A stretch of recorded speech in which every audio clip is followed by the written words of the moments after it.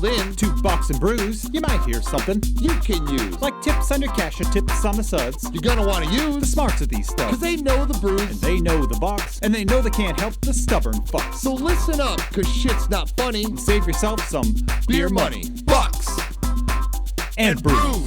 Bucks and Bucks brews. and brews. Bucks and brews.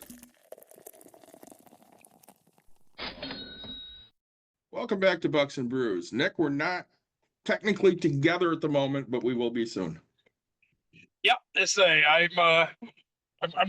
flying my way to you right now. So, because I'm driving, and I decided today I was gonna break out a Monster Zero Sugar energy drink, so that way I could be ready for this thing. I'm rehydrating myself with Gatorade right now. You know why? Yes, hey, there you go. It's fun summer weekends. So It was. So today we have guest day. We're joined by Kelly. Kelly, I don't want to butcher your last name, so I'm going to have you give your last name. But we're joined by Kelly. Kelly, if you're drinking anything, let us know. Tell us a little bit about yourself, and we'll get rolling. Okay, so I'm Kelly Cousineau, and I live in Muskegon, Michigan, and I am at the age and stage of life where I'm living my next adventure. And part of that is helping boomer business owners let go so they can create their next adventure. I have a background in manufacturing and engineering. I'm married to my husband, Bill, and as I was just mentioning, I'm sitting in the back of a motorhome. I'm drinking water, and very, very exciting. And we're pulled over in a truck stop en route from point A to point B. That's great. We had met Kelly at a networking event at Mitten Brewing a little over a month ago, I'd say. Yep. And we got a lot of contacts there. Nick stuck it on me to get a hold of everybody, and literally the only person I've gotten hold of so far was Kelly. So, Kelly, you're the first guest we're having from that networking event because I suck at my job. yeah, I doubt that. no, David does. I mean, he does all the tech stuff. He does all the everything. All he has to do is just everything except for show up and talk. It's his, and he just can't even do all of that. So, but yeah, it's like Kelly. So you're going around. I love the fact that this is what Bucks and Brews is about to me. Is you're pulled over at a truck stop doing a podcast, explaining what you do.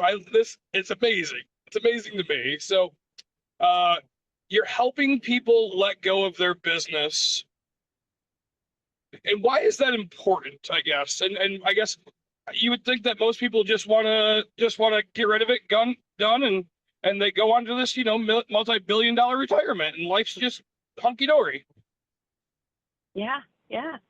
Well, especially for the boomers, I mean, there's a lot of reasons, but for boomers, and I'm a boomer, we have highly valued work, maybe even overvalued work. Work has been our life, and we work all the time, and we don't even believe we have value without work, right? Like, what am I going to do, and who am I going to be, and who's going to care about me after I'm no longer in this position? And that's an overlap, but that's just boomers. It doesn't really matter if you're a business owner. If you're a business owner, your retirement is your business almost all of the time. There are some people who have had opportunities to diversify, but because they cared so much about their business, they've invested everything they've ever earned back in the business. And if they can't sell that or transition it in a way that they get that payout, they don't have those billions of dollars. So the boomer business owner has that unique challenge. And then, as I somewhat glossed through there, this is something they created, usually. Most of them are founders. They created from scratch. Blood, sweat, and tears does not begin to explain what they've been through.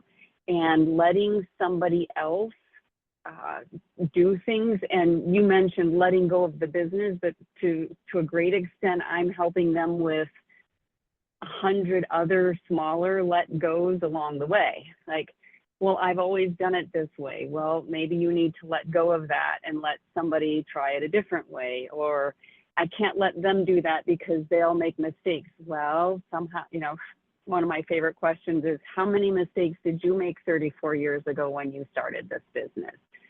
So it's lots of let goes along the way. Each one of them is hard. I don't want to say it's painful. It's just really hard for them to say, to let it go. Like, you really think about a baby and say, okay, I'm going to gently toss it and I really hope you catch it. I mean, that's petrifying. See that with a lot of business owners too, because Nick has his own business because he does his real estate. My wife's business is a great example because we've had people ask us, would you be interested in franchising? And, I know with what we built at Break Room Therapy, that's our name. And to have somebody trading on our name is very scary and not anything I'm really interested in. And even looking at Nick's, people know Nick for what he brings to his rentals. And Nick is not a typical landlord. I've said this to him many times. He has a great reputation for really taking care of his the people who live in his properties. And I know that's nothing he's ever going to say, yep, I'm just handing this over to so-and-so, because it's his name. I mean, literally his name is on the business. So he takes that very seriously. Exactly. Yeah. Yeah, there's a lot of letting go. And then that's, to be honest, a great surprise to people, because as one of you were just alluding to, I think often a business owner, maybe back in their mid 30s or up to their mid 40s, is like, yep, someday I'm gonna. And then all of a sudden it gets closer and closer, and the reality of all of that hits in. And just the fact that it hit is scary. Like, wait a minute, I didn't prepare for this. And it's so out of their norm. I love to use the term, the language, king of your kingdom, when they're in this space of owning and running their business. They're king of their kingdom, and they get to make all the decisions, all the choices, decide where all the money is going to go and who's not going to go. And then when you start going through this transition, not only are you letting go of the business and all the things leading up to that, you are often letting go of how is this going to happen, and not knowing and not being able to control how it's going to happen. And I'm sure that Nick can relate to this well. Selling real estate, there's a pretty consistent process that you go through, but every property is different because there's a different seller and there's a different buyer. And that introduces dynamic. And then there's environmental things and all of the little things that can come up with a business. There's quite a few. I think there's probably more things that can come up with a business than a piece of property. So there is environmental, and there's key employees, and there's lawsuits. There's all kinds of things that could come up, and that can be scary too. Well, and you said something earlier that I kind of want to touch on. You said that, for boomers, work is such a big part of their life. And I think that's a uniquely American issue, because you'll find a lot of people when they meet and they're like, well, who are you? It always goes into, well, I'm a doctor, or for me, I'm an analyst. But that's not really who anybody is. That's the job you have. And for some of people, it is. I mean, when you talk about who you are your business because you own the business. But for me, I never lead off anything anymore with, well, I'm an analyst at X company, because that's not who I am. That's just my job. I talk about the other things. I'm a softball coach because I've done that for many, many years. Or, I help my wife with her small business, or, I'm a dad. And that's something that I think is uniquely a problem to Americans, because we do tie so much of our identity into work. Right. And as I was saying, I think there's a certain amount of that's boomer, because so much of their life is wrapped up in their work. And I have an example of a corporate executive that I coached 5 or 6 years ago. And she said, when I was asking her to be one of my first clients, she said, well, everybody's been telling me what I should do in retirement, so I guess it's time for me to figure this out. And she was still working. And we started coaching, and the question that came to me is like, how are you going to go to a party or a mixer and introduce yourself without saying your functional title or the company that you worked for, which is still very similar to what a business are. You know, don't mention the name of your company and don't say that you own the business. Who are you? And it was a challenge for her. Like, that's really a hard thing to do. And it sounds like you've been thinking about it already, but I went through it 15 years ago because I'd had a job where I did a lot of international travel, and then I stopped, and my husband and I said, well, that wasn't very fun. And so I didn't know what to do there for a while, and he was so proud, and he was telling everybody, oh, Kelly's retired, Kelly's retired. And I was in my early 40s, and I was like, what do you mean I'm retired? And it was quite an ordeal for me to figure out, how am I going to introduce myself? Like, I was coming up with all kinds of ideas of how I might introduce myself, because Well, it is awkward. It's funny because Nick, during the pandemic, stopped working at the company he used to work at. And the joke ever since has been he's retired, because he hasn't gotten a regular Right. 9-to-5 job ever since. Right.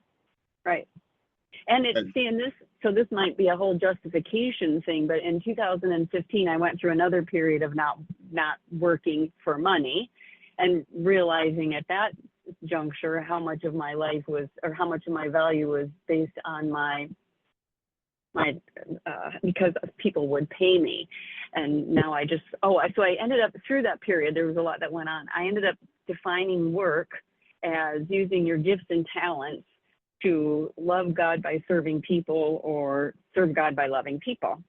And the idea was that we do get so much success and fulfillment out of our work, and it shouldn't matter whether you're paid for it or not. And then I think I was foreseeing this niche that I'm in now, where you don't have to be paid, you can still give. So even when you say, I'm giving to my wife's business, I'm giving to my kids' soccer team or softball team, and I'm giving to my kids, it really is, it's using your gifts and talents. And even when you're at your job, you're giving to the people around you. It's more than just the service you provide for your company. So I guess I want to dive in just a little bit. So how do you find people that should get out of their company? I mean, do you just go on to, West Michigan commercial area real estate, and say, oh, that business is selling? Or how do you find somebody that's should get out of their company, or B, wants to get out of the company? So far, my marketing plan has been a referral network and partnering up with other colleagues that are serving the same demographic. So there are actually a lot of commercial realtors that have gotten into selling businesses, because oftentimes the business comes with a building. So they're serving that client, and they're really interested in selling the tangible stuff, and they don't know how to do all of these other things. So that's why we partner. There are CPAs, attorneys, financial wealth managers. There's a lot of different people. And then there are a lot of consultants as well. There's a consulting group out there known as the Entrepreneurial Operating System, or EOS. And those implementers is their official title. They go in and they work with a business owner for 2 years. And over the period of that 2 years, they help the business owner become free of the business, teaching them to delegate and set up systems and training and a routine for problem solving and so forth. And a lot of those business owners then go, oh my, actually owning a business isn't so bad after all, because I don't have to be in the business all of the time. And then there are also a lot of bankers in my network, and I need to make more relationships with them to help for people like that, to say, how can we help that owner get a little bit more money off the table, like divesting, and I'm sure that's a lot of what you guys talk about. How can we get maybe 30 or 40% of the money out of that business so the owner can start in just lowering their risk, right? At our age, we don't want to have 95% of our wealth tied up in one asset. And then if they want to continue to divest over the years, they can. Did that answer your question, Nick? No, that's perfect. Because and you know, one thing I guess that you brought up in that conversation was, you know, you said somebody comes in for 2 years and works alongside, and so you know, it's really fun because what we as Americans, even just I guess everybody in general, like you think that the selling of something, right? So if I go to a grocery store, right, I trade $1 for a bag of chips. I get my chips and I get to eat them right away. In real estate, right, it's kind of, hey, I'm gonna buy this house. I mean, the one that we were talking about why I was late for this, right? Yeah, I put my money down today. In 2 weeks, I will continue my purchase because we're letting title get clear, and then I'll take possession 14 days after that. So it's like it's 1 month to exit that. Well, when you're doing a business structure, I mean, yeah, like this can take multiple years to to sell a business to run through. You know, we were looking at I was looking at a bar not too long ago, and it was like, hey, I want you to stay on for 6 months. That way I can, you know, figure out the staff, run the things, do all this and that. You know, and so it's a very long process. You don't just wake up one day and say, yeah, I think I'm going to sell my company. I'm out. See you. Have a good day. You know, you look at Warren Buffett and, you know, he just announced that he's going to be done. And he's still got, you know, months, months until he's officially finally like not going to show up into office, right? Um, you know, I hope he doesn't get dementia, but part of it is like, you know, that this man is going to, and then magically his car, because he has done it every single day for his entire life. You know, you talk about a man that has routine, right? The joke is, I mean, literally he wakes up, he grabs the newspaper, he goes to McDonald's. If the market's high, he gets a sausage, egg, and cheese with an orange juice and a hash brown. If the market is low, he just gets a sausage McMuffin, right? And so if the market's stagnant, he gets a sausage, egg, and cheese with orange juice, no hash brown, right? So stagnant, he's fine with the middle. Wow. And then he goes in and he reads the paper. And it's funny that we know about this. It's not just because it's written, it's because this is what this man has done for 50 years of his life, every single day. It's the exact same routine, but he has the exact same outcome, right? Like he's a billionaire because he didn't break anything. But for that guy to walk away, I mean, the world is like, holy cow, that's going to be so different. For Berkshire Hathaway to have a whole new ownership, that's the most insane thing that anybody's ever thought about. I mean, he's definitely put it in his time. And then some. Right. But I mean, even for us, when we look at retirement, and you know, we joke that you're retired. Yeah. Obviously, you're still doing stuff. Don't you just view retirement as a different form of working? I do. And I do as well, Yeah. because it's not, I'm never going to stop doing things because that's why you live your life. Yeah. And you know, but it's the thing that we talk about. For me, retirement is doing what I want when I want to, Yep. for the most part, right? There's always going to be things that I have to do, which we talk about. But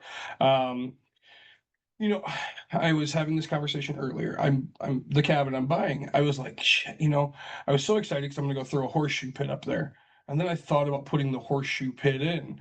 I was like, man, I really don't want to go put the sand there and do all this. I was like, I just want to play horseshoes. And I was like, pay somebody. And then all of a sudden I was like, no, that's not what I want. I was like, I enjoy doing that. The problem is I'm busy right now. I won't be busy here, and I need to make that time to want to go do that, right? I need to structure myself and say, hey, I'm going to go up for the weekend, and my project, I'm not going to play horseshoes for the first weekend, maybe Sunday after I'm all done, but Friday, Saturday, I'm going to build this horseshoe pit. I'm going to build it the way I want. I'm going to have the beauty, like, because in my brain, I have this thing beautifully set up. Yeah. And then and then if it doesn't, you know, if I don't get fully accomplished, at least I've made some effort towards it. I have the rest of my life to enjoy this cabin. I don't need it to be done yesterday. Right. And my wife, on the other hand, right, she wants it done yesterday. Say, don't have me up until it's done. And I told her, I said, good, it'll never be done. So, but yeah, right. So getting, you know, and I think most people forget that, yeah, you took 50 years to build a business. It doesn't just sell overnight, right?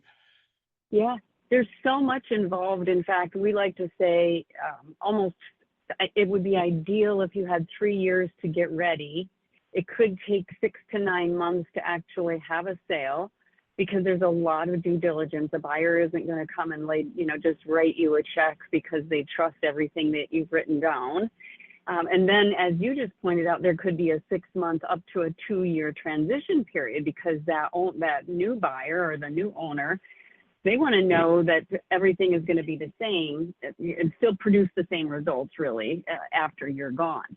And one of the things about the 3-year runway, besides getting things to a point what I call turnkey, right? Somebody doesn't want to come in and have to figure out how to do everything. They want to know that there are procedures in place and employees are trained.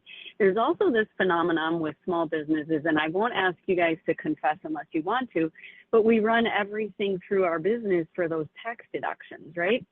And when all those tax deductions ultimately lower our profit, because that's what we pay taxes on. And now you're going to go tell a buyer, well, really, it is profitable. I promise it is profitable. It's just that I've been taking all these deductions. And so that's one of the financial things. And I'm not the expert there. That's, again, why I bring in other experts around me to help with that, the details of it. But they need to stop overpaying themselves or overpaying for their real estate or paying medical insurance for their 3 children and 5 nieces and nephews, because those are out of the ordinary. And when I ask, I know there's EBITDA and I know there's adjusted EBITDA when you're going through the process, but I asked a broker, I said, why does the 3, if you're going to adjust the EBITDA anyway, why is it so important to have those books running clean for about 3 years, they'll say. And they said, because you want your tax returns to line up.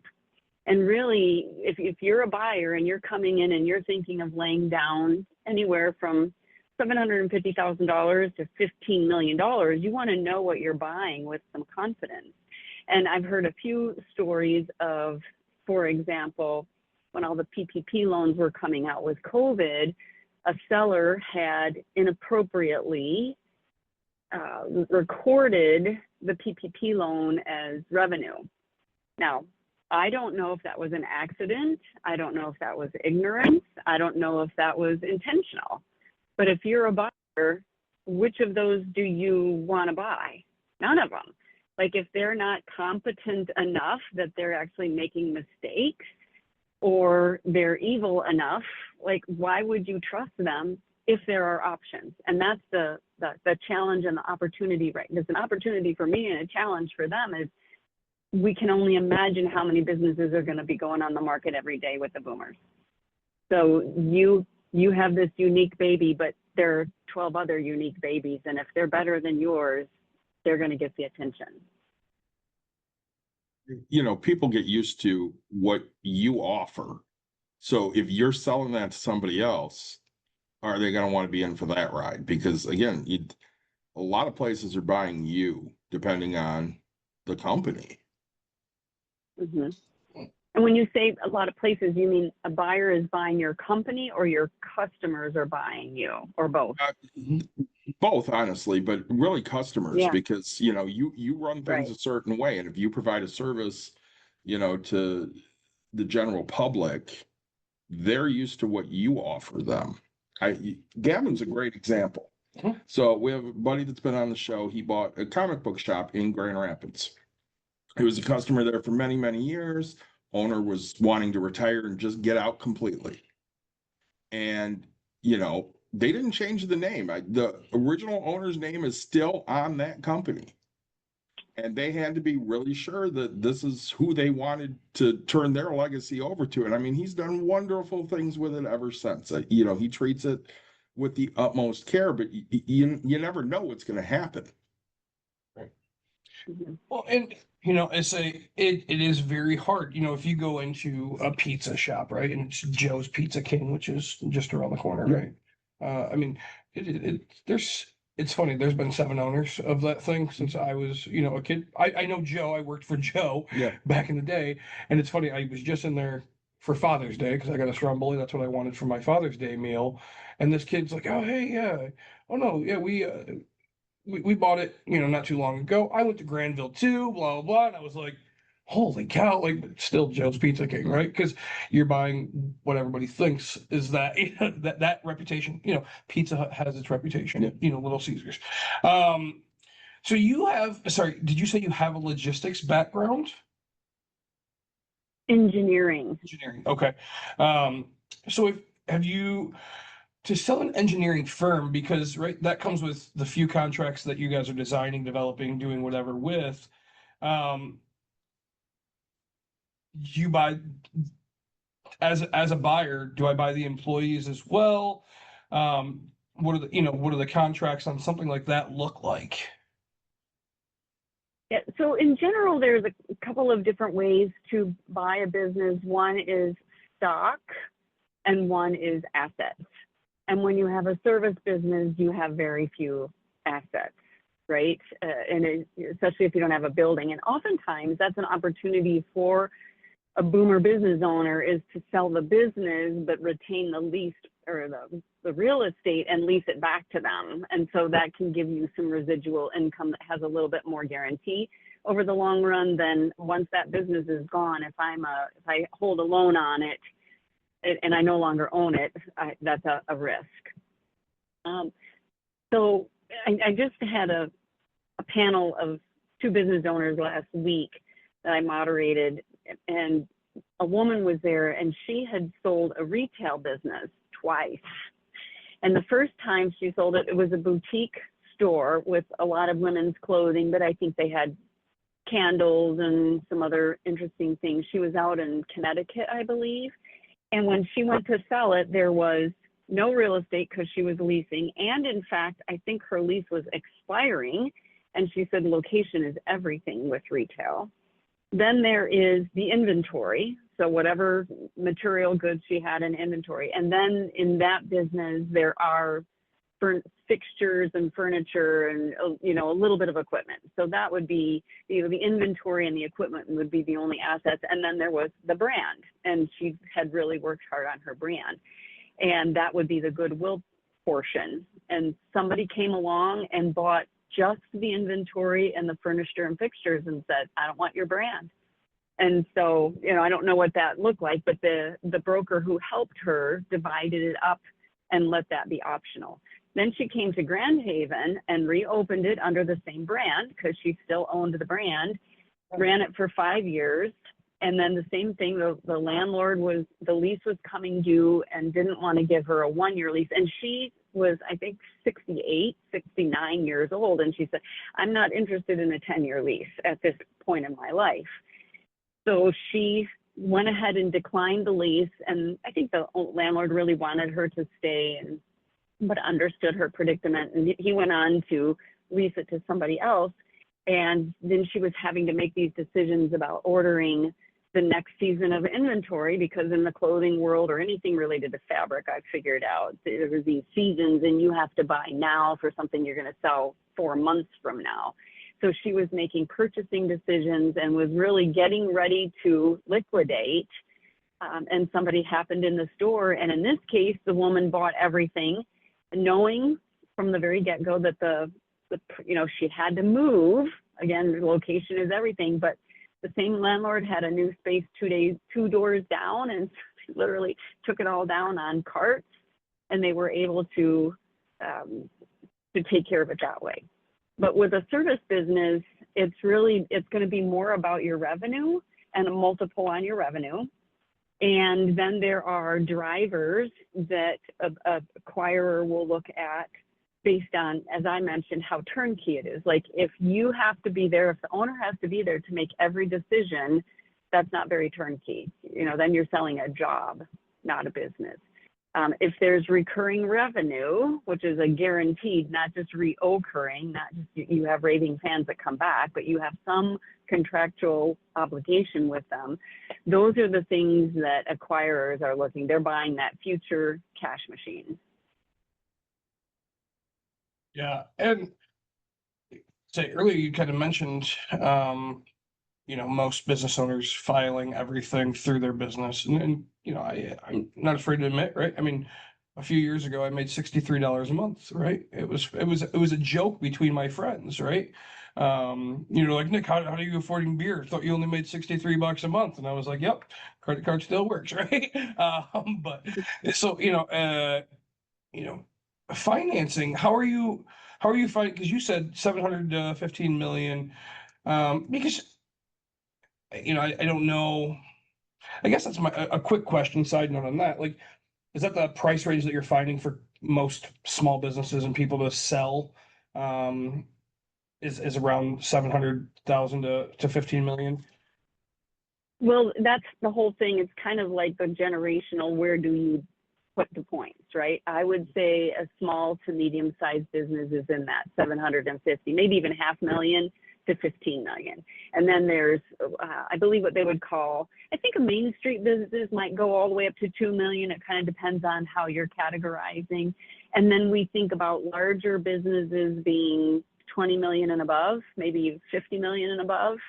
And the difference that would take them out of my sphere is they usually have a lot of people on staff already that can help them, and they don't need external experts like me and my colleagues. So we're usually focusing on that 20 million and lower, or in my case, 15 million and lower. I like to work with maybe 10 to 20 or 10 to 30 employees. Okay. Yeah, saying that, I mean, it makes perfect sense because, yeah, when you have a CEO, a CFO, you are a larger corporation for people to just Right. have the general structure to help you with that exit. Right.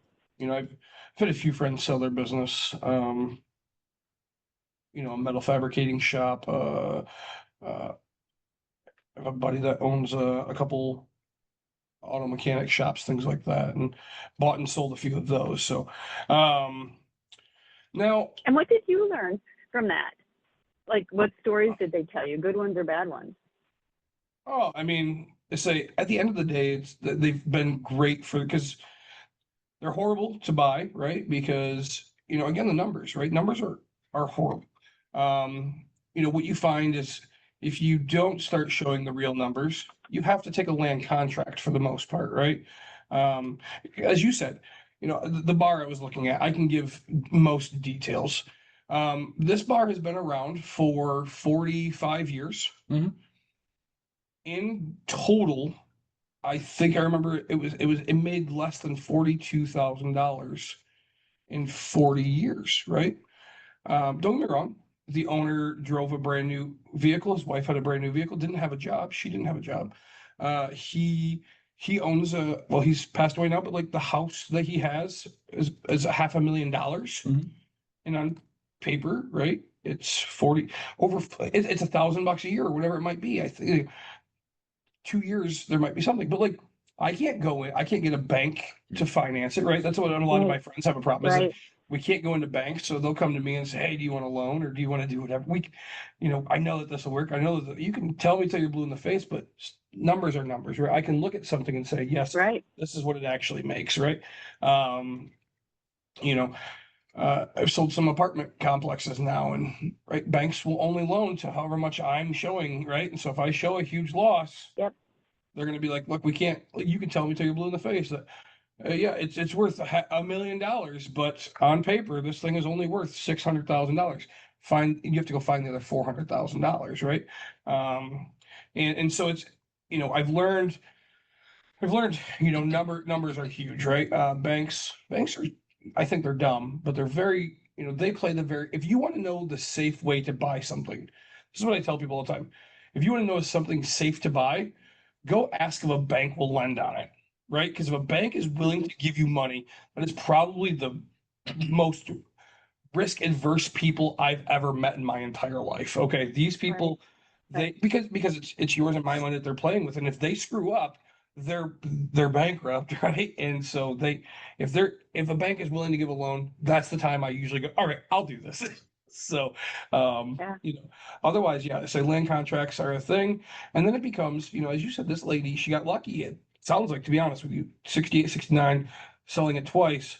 Mhm. But most people, I mean, you're going to take a land contract for the next, 5, 10 years. I'll make payments to you along the way for all of this stuff. And so, and hope that you can show money and then all of a sudden sell it. So, Right. you know, I find, say, I find this as a very, I love business itself. And I like the fact that you're telling people that, hey, you have to show some type of an income eventually, just to make it an easier transaction, right? Right. None of us like to pay taxes. It's just the point of life that we have to pay it, right? So, yeah. Um, now, if somebody wanted to get a hold of you to figure out if I were to get a hold of you and say, hey, I want to sell this business, how do you help me figure out how much I can sell it for? Well, I personally have a software product that I use that gives people, it takes 15 minutes and it's a complete it yourself. So we might have to go back through and review and make sure you've answered the way the tool is going to help you, because, you know, garbage in, garbage out. You can get a free estimate of value. And I've been told by professionals in the industry that it's good to within plus or minus 10%.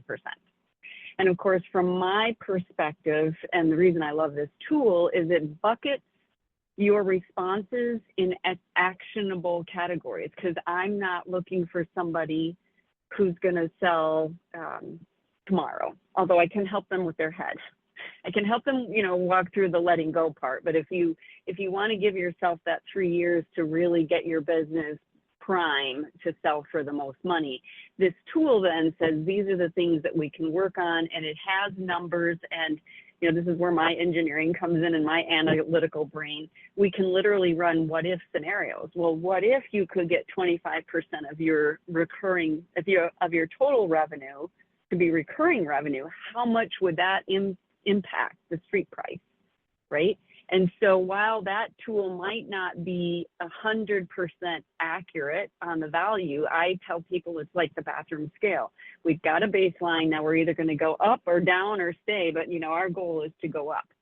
Otherwise, I have many colleagues who either do valuations only, or they're a broker who will do a valuation, and they'll get down into the deep and dirty.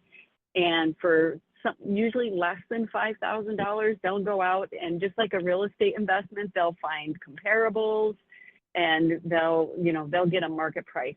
And that's usually the biggest challenge for business owners is they're using some other method of calculating. First of all, they'll say, well, I need this much money, therefore my business is worth this much money. Or they'll say, well, I sold this much and I hear that you can get 3 times revenue, so that's how much my business is worth. Or, well, my friend down the road just sold a business that, by the way, happens to have nothing to do with what my business is, but I'm going to get that. Yeah. Or I read on, you know, somewhere that this industry is getting such and such multiples, and since I have this much, you know, and really just the difference between revenue and EBITDA, like they'll put it on revenue, put the multiple on revenue instead of putting the multiple on EBITDA, and have that. So the reality check is really helpful, and it's not always a fun pill to swallow, but it's better to know now. And again, that's why I'd love to have 3 years. And please talk to me before you're too tired, because it takes a little work to keep running the business and be doing these extra activities that will help you get it ready, which helps with the letting go, because it's easier to let go when you don't have enough energy to hold on to it all. I find that a lot where, you know, you don't just sell.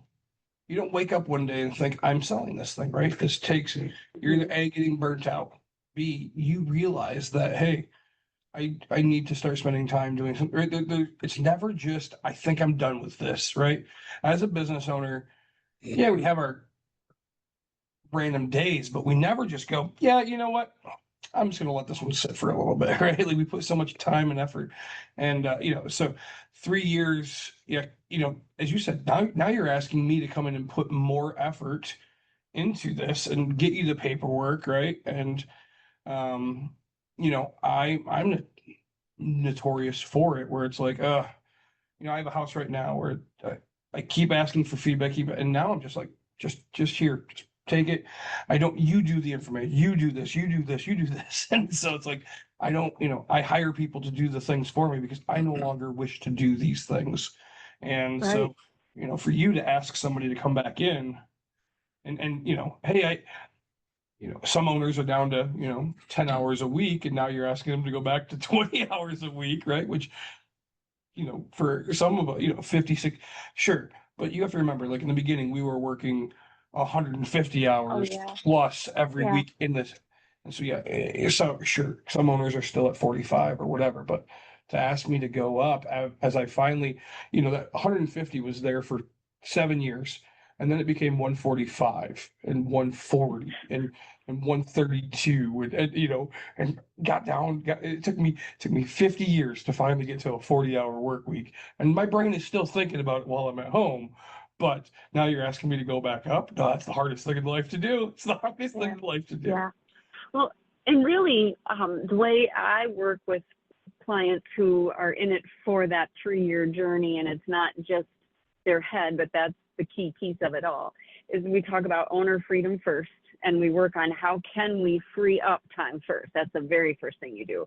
Then you turn around and invest any of that freed up time in these value increasing activities that will increase the value. And then you have a little bit of time and you're increasing the value. And then we literally talk about practicing retirement, where you leave for a while.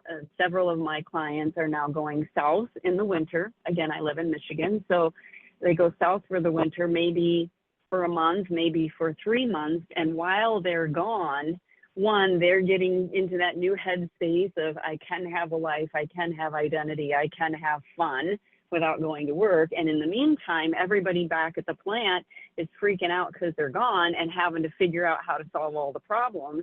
And it helps us really identify where those gaps are. Like, it's good for you to be out for a while because then we know what's missing. And when you come back, we can work on that. Like, how do we equip them to be able to do what you've done for 30 years without even thinking? You don't even know how you do it. It's so natural. So we have to figure out how to help them do it because it's not natural. I mean, David's witnessed it for me. I've witnessed it for him. He just doesn't know it, right?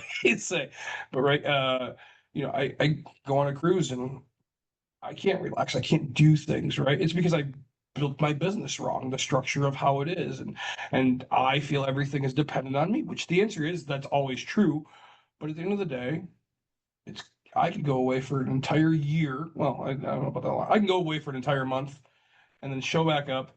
And again, if it's a fire, the fire chief will take care of it. My insurance guy will step in. I don't need to be there. Things like that are happening. But right? Oh, we can't go do this because we got to go take care of the business. We got to go do. You have an employee. You have a person that, sure, 6 hours isn't going to break you. But it's hard to let go of that management. It's hard to let go of that stuff. But it's what do you want from yourself? What is your expectation of where it's going to be? So I think every business is different. They're all developed, they're all done things. And as you said, the only person that knows how the structure of my thing is all up here in this brain. I never once write anything down. The best gift I ever gave my wife is I laminated on my refrigerator, I laminated all of my contacts of, let's call it, priorities, right? So if I pass away, yeah, it's going to be a pain in the butt, but she knows that, hey, there's an electrical issue. She calls this electrician. She knows that if flooring needs to be done, it just says flooring, right? And she calls and says, hey, paint, I need this person. And HVAC, right? So if by the time she's mourning and somebody's AC goes out, she just gets to call this number. She didn't have to think about anything. All she just says is, this person called me, Nick put you down, and that person's going to go, I'm sorry for your loss. I got you. And because that's how I've built, but the best gift I've ever given her, and she doesn't know it, right? Because she hasn't had to use it yet, but she's met my people now a little bit. But if I pass, she just gets to go, this is what's happening. Well, again, when I tried to die a few years ago. So I had a near-death experience, and we did a podcast in the midst of me trying to die. And the podcast quickly turned to, hey, Nick, if I drop dead, I need you to do these things for my wife and my daughter because they're not going to know how to do any of this stuff. The money's written down where it is, but they're not going to know how to access anything. They're not going to know what to do with these investments. I need somebody I can trust that'll go, yep, we'll just sit down and look at the money and I'll help you manage that because I'm worth a lot of money, Dad. And Yeah. I couldn't just trust that to anybody. So again, like you said, the disaster plan is there. Yeah. We just can't die together. Yeah, we're gonna be like the Coke people. Yeah. There's two people that know the Coca-Cola recipe apparently, and they're not allowed to fly on the same plane at the same time. Or something like Exactly. that. Yeah. Yeah. So, but Yeah.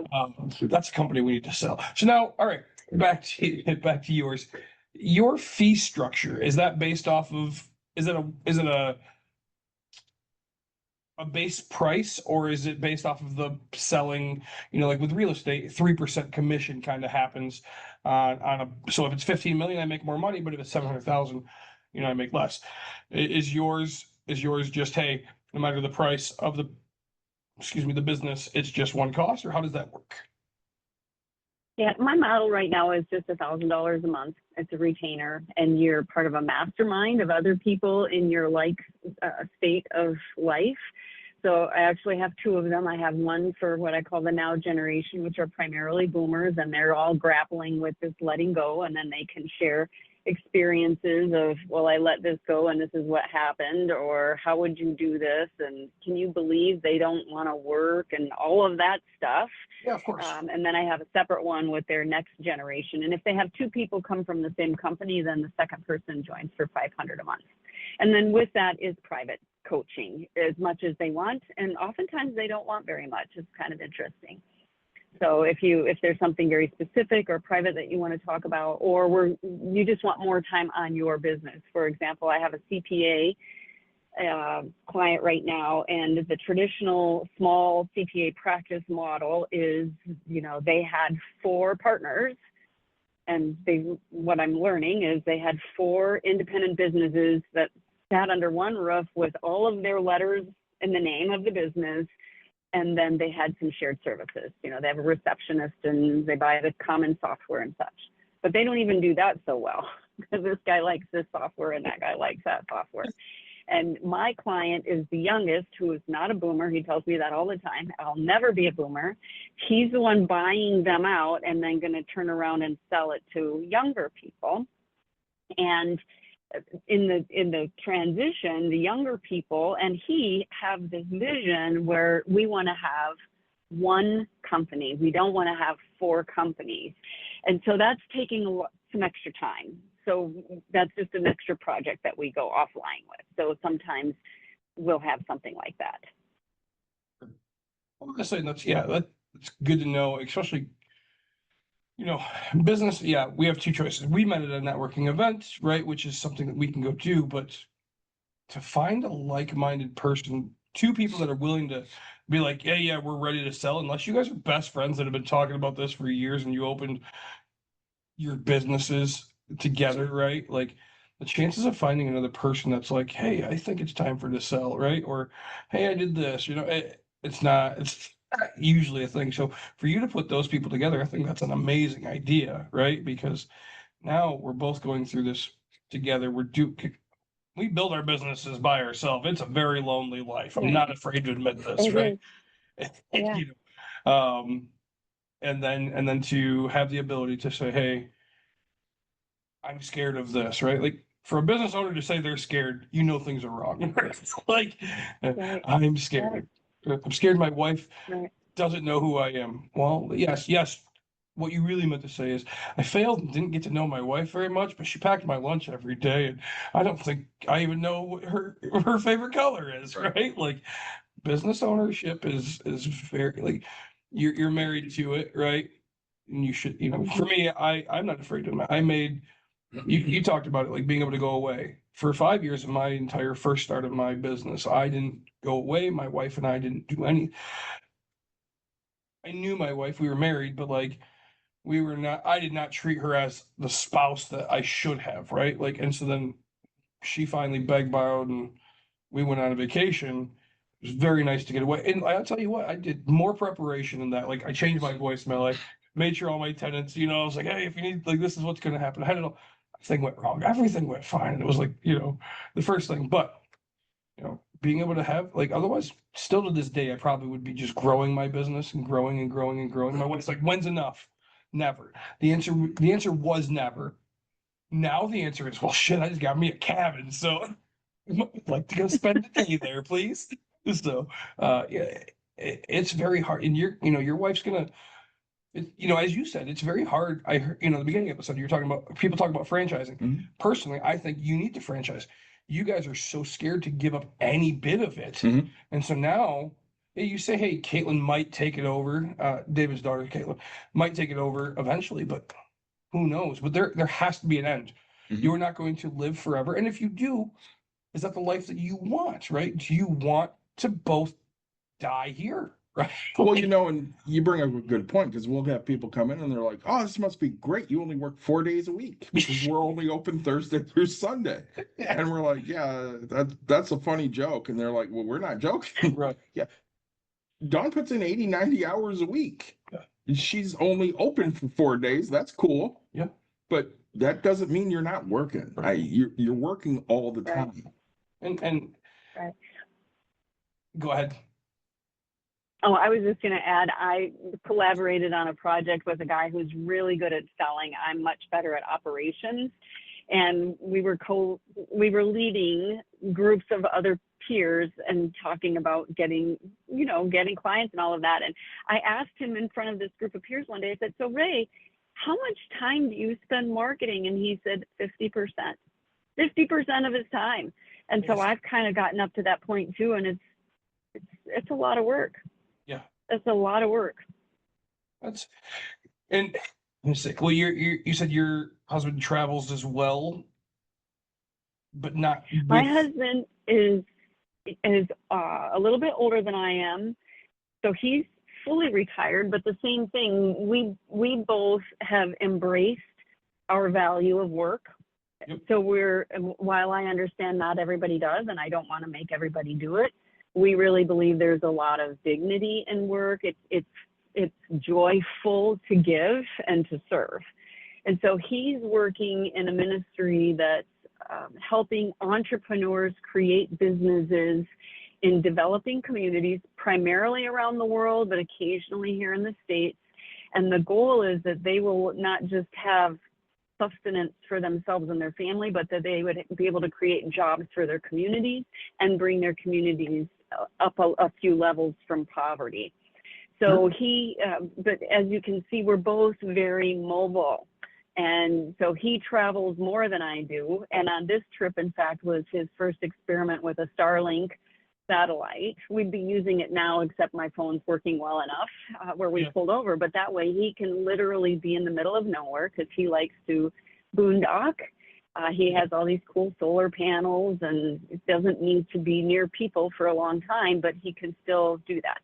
And we believe that we'll work as much as we want. Like you said, Nick, we want to work as long as we can. And then, probably our hard question will be, and we've just barely broached this, who are we going to listen to tell us that we've started to lose our mind? Because when you get into all of that conspiracy theory stuff, so we're still working on that one. Yes. But as long as we can talk and think and, maybe type a little bit, we're going to go as long as we can and have fun, not just work. Yeah, it's still fantastic. You guys are just traveling 2 different spots, doing things. I find it fascinating. A little jealous because I need to start traveling more. That's one of the big things I need to start doing. I know normally people think I'm just gone all the time, which I am, but not anywhere compared to what you guys are doing. What I would like, right, for myself personally. When you asked me the exit plan of the break room, Yeah. We love doing this. The day will come where we don't. Right. I don't know what that looks like. And I mean, we're still relatively young, even though we feel old as hell, because, I'll be 48 on Saturday and Dawn will be 50 next year. And I like working at Break Room, even though I don't draw a salary here, because it fills my emotional bucket. I get to help a lot of people. They come in with stressors in their life, and I get to see that go away, and it makes me feel better about myself because I'm giving an outlet. Yeah. And those are things, like I've told her before, I would like you to be able to take some time off and be okay with it. And yeah, we do have an assistant manager that can step in and work on a day, but it's hard for her to just say, yep, I'm going to wash my hands of this today and let things go however they go. Mhm. Because again, her name, and you know, I do liken it a lot to the first time you drop a kid off at a babysitter, Yeah. because you're all out of control now and you don't know everything that's going on, and that's a scary place to be. So here's what I want to tell you and Dawn, David, is that, as you know, I know you know this, something could happen to the both of you in a heartbeat. And what I encourage you to think about, instead of what you're letting go, right? Because that's what we do as humans. We're always looking and worrying about what we're letting go and all the things that are going to go wrong instead of looking forward. But coming up with some systems and structures where if something happened to you, your clients could still be served. Yeah. And if not, if you don't, then somebody else will, right? Because then you're letting go of that. So when my mom sold her accounting, she was an accounting practice for small businesses. She was not a CPA. And it was very, very, very hard for her. And I wasn't anywhere near this field at that time. So I was just spouting off. And I'm like, Mom, you can either die and then you're just going to let them off. They're just going to be like running around like lost ants trying to find what to do. Or you can help them and do the very best that you can do. With nobody will ever do it like you. Done. Nobody will ever do it. They'll never care about them like you do, but do something for them. And so that's where I invite you guys to think about, how can you, wouldn't it be the kind thing to do for your clients to have something in place that ultimately will serve you as well? And if you're freer and have more space in your head, you'll be better owners as well. Absolutely. So, and again, you have many years to worry about it, but Oh, to me, well, I say you guys definitely have a lot of medical things, but I say just make it as big as possible. And here we go. We say, yeah, I was watching a video on DZ Discovery Zone. It used to be a kid's place back in the day, and Blockbuster had part ownership, and that's one of the big reasons. But I was like, man, I think that'd still be around today. Well, granted, the COVID thing would have killed it because of the balls and all that, but like, it is. I don't know. It was a company, and so like, grow this. You know what? Set yourself into a standard, let it go. But I mean, figure out what it's worth to you to teach somebody everything, but not be you, right? Right. Hey, I can teach you all of this. How you act from there, I've made this amount of money, and that's okay with me, right? So, you know, we see it with I think it was like Sweetwater Donuts, which is something you and I could relate to. I'm not sure if you've ever been to a Sweetwater's. I'm assuming. I don't know that I have. Oh, I don't know so where they are. They're normally Kalamazoo. so Portage. yeah, there's one in Kalamazoo, one in Portage, one in Battle Creek, and one in Plainwell. Yeah. And, Okay. And you know, So no, I haven't done. Oh, so these are some massive donuts. I mean, just the size of your head and filled, and they're just fun, great flavors and things like that. But we all know that there's one, The one in Plainwell, so the one in Plainwell is good, but it's not but it's the not same, right? Yeah. So because they don't follow all of the same recipes Yeah. for stuff. So there's 3 Sweetwaters, and there's a Sweetwater's Donut Mill, which is the Yeah. Plainwell one, which is good, but if you're comparing, it's not the same. And of course, But you know what? That's where I invite you to just decide, should you decide to take a path like that you'll do it so there aren't those. yeah, Right? You'll just do it so there aren't those, and you have exit clauses that say, we're going to have audits, or we're going to do everything we can to equip you to be as great as everybody else. But if you want to do it your own way, you can go somewhere else and do it your own way. right. But you have to believe that's possible. If you don't believe it's possible, then it won't be possible from the get-go. Yeah, absolutely. I say is there any questions that I haven't hit yet that you wanted us to, or that you wanted to answer that we didn't ask? I don't think so. I think we covered a lot of it. It's a unique generation. It's a unique opportunity for the sellers as well as for buyers. We're at a very interesting time in life. I think boomers are the first like huge population phenomena that our country has ever faced, right? Millennials will happen 30-ish years from now as well, coming in and going out. So it's really interesting. It's fascinating to me to study it all. I think maybe there was one more thing I could share is the values difference between the current generation or the boomers and the younger people, in case you have any boomers listening, that their values are different. The younger people values are different. They're not wrong, which is really hard for boomers like me to stomach. They're just different. And if you can stop resisting them, it will get easier faster. Another thing that I've heard a lot from my boomer clients is they just don't know what it means to own a business, to which I respond, and who has taught them what it means to own a business. And so that's where, you know, part of this letting go is, you know, really letting go. And then if, you know, I'm blessed enough to have you and your next generation person, believe you me, I'm coaching that next generation person as well, is to step up and step out and, you know, take initiative, because that's what the owner is expecting, but they've never allowed it to happen. If you control, as a boomer, you control everything, well, they can't do anything, or they can't do it right. So why would they keep trying? And that's, you know, it's an interesting tension, but I have clients that are making it work and it's working really well. So I just want to offer that to your listeners, that it's very possible. And it's, as the owner, the current owner, it's a whole different growth experience for you too, to learn, you know, I mean, it's a growth.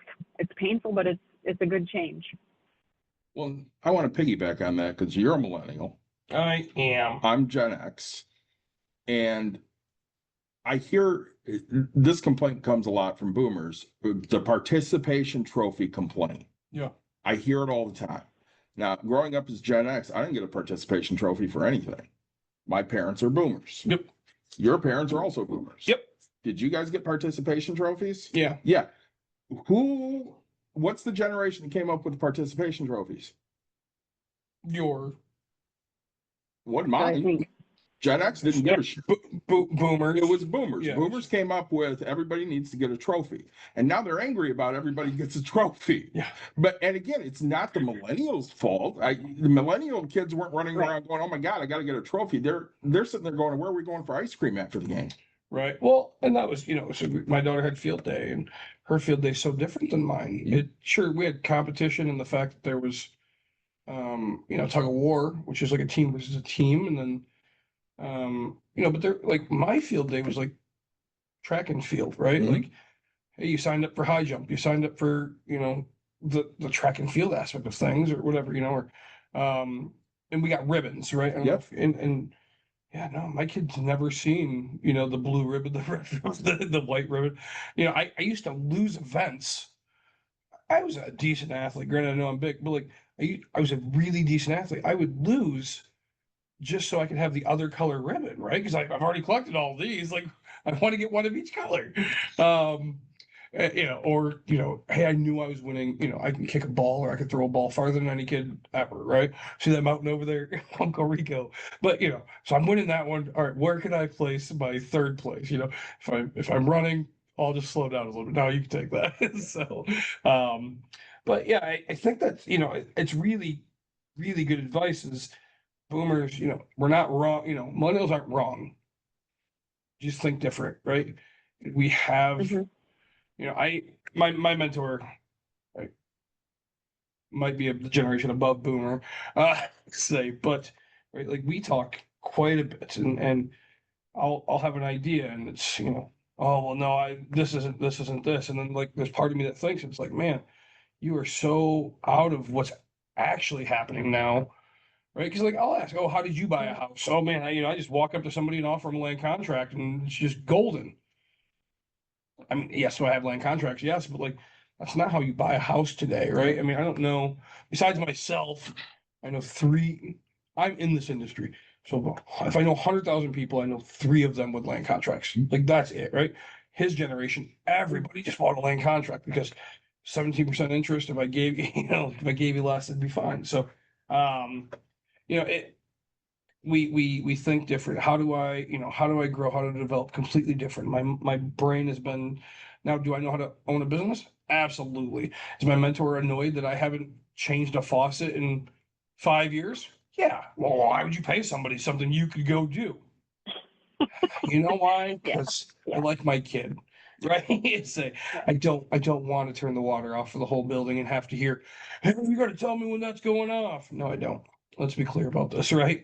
Your 20 seconds is not my problem at this moment. So, all right, my question I like to try to ask everybody, doesn't have to be about your business, anything like that. What is the number one best advice you could give to the world?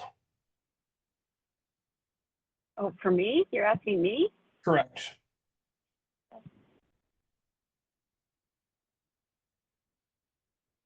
Oh my. We stumped I think Kelly. just keep looking forward. Yeah. Keep looking forward to the change you want instead of what you're losing or leaving. I like that. I do too. That's gonna be a good one. Yeah. So I'm sorry I had to do the first part from the car. I did drive perfect speed limit and To get here. pay attention to all the laws and safety to get here. But as always, guys, like, subscribe, share, tell your friends, tell your family. We appreciate you joining us. Kelly, tell everybody how they can find you. I'll make sure I link it all in the show notes. Oh, sure. Ownersoutpost.com is the website. And there will be other places you can go from there, but ownersoutpost.com. Perfect.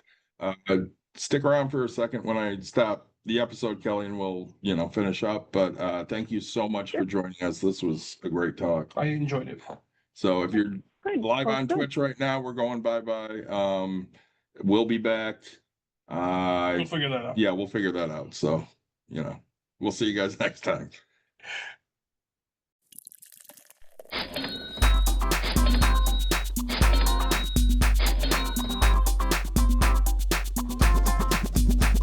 You've dialed in To Box and Brews, you might hear something you can use. like tips on your cash or tips on the suds. You're gonna want to The use smarts of these because stuff. they know the And brews. they know the box, and they know they can't help the stubborn fucks. So listen up, cause shit's not funny. Save yourself some Beer money, bucks, and brews. Bucks and bucks, brews. And brews. brews. Bucks and brews.